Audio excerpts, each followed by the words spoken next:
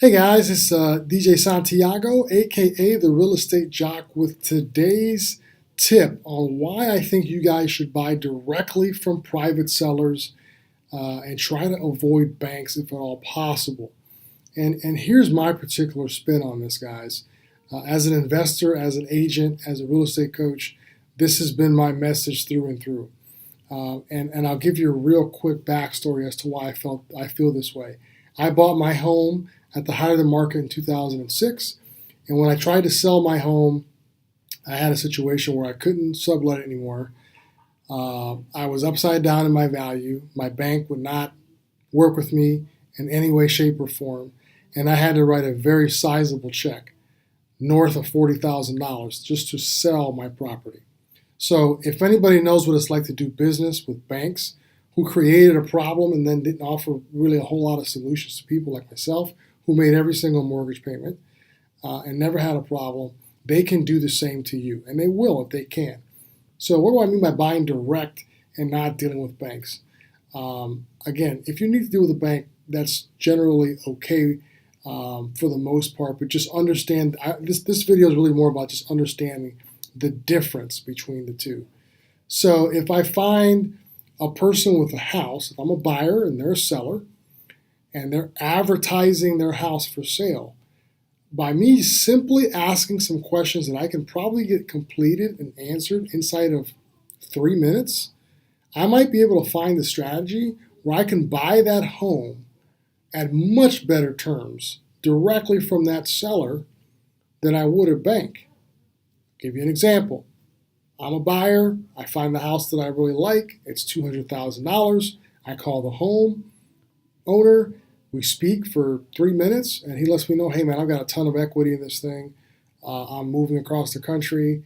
I just need to sell it. I then, as the buyer, agree to buy the house from him in 24 months, 36 months on owner financing, which is a subject for a different video, but he and I basically work out the terms of how he's going to get paid that $200,000. I send him a deposit like I would on any other house, and I move in, and I now own a home. He is now the person that holds the note. When I go to a bank, there's a note that's created that says, the real estate jock owes the bank, blah, blah, blah, blah. That's what I'm paying on, right? So no different. I can create that with a private seller. And I'm in the home, and I've done this with no appraisals, no banks, nobody telling me I need to clean this up, my credit, clean that up. It's so much easier than dealing with banks. It's not even funny, okay? So it's a great strategy to use. As long as you know how to handle a phone and ask the right questions. Some people are going to say, no, I just want to do it the traditional way. I want somebody to get traditional financing, pay me off, and get out. That is okay. If that person on the other end of the line says that, totally okay. Doesn't mean it's a bad strategy. It just means that's not your seller. You've got to find the right seller. No different than you would before when you had to find the right bank. Unless you're in a position where getting a bank loan is just not a problem, most of you are going to have to work with a bank that wants to work with you. And sometimes you may have to bounce around to 2 or 3 different banks, maybe sometimes as many as 10, just to find the right one. No different than buying a house. So I like the flexible terms. I like no banks with for a lot of reasons. But I don't like to bounce around and deal with the banks if I can't work out a deal with the buyer the seller. Then I'll consider that. But for the most part, I want to try to deal with private sellers, and it allows you to settle the transaction quickly and orderly. You can put together a deal with a private seller generally inside of 10 days. I've seen where somebody's actually moved out and somebody has actually moved in to the home as the owner of that property.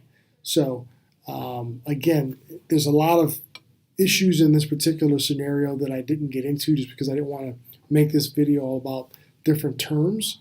But buying houses directly from sellers, I think, is just a tremendous strategy. And it just allows you a lot more speed, a lot more flexibility on terms. And it's just two guys or two girls or a guy and a girl putting together a deal and agreeing to it. It's definitely enforceable by law, and it really isn't that much different than getting a bank loan.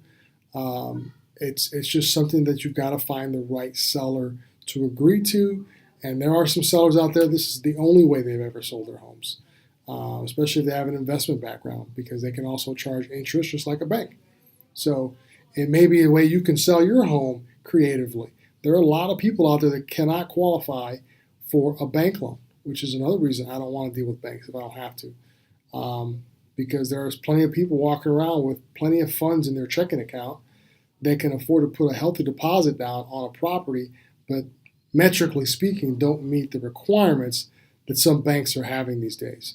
So, this is why I feel it's important to buy directly from sellers when you can and when the situation calls for it. As always, guys, I'd love to talk to you if you guys need any help with buying real estate, selling real estate, or investing in real estate. Please give me a call. Real Estate Jock signing out. Until next time.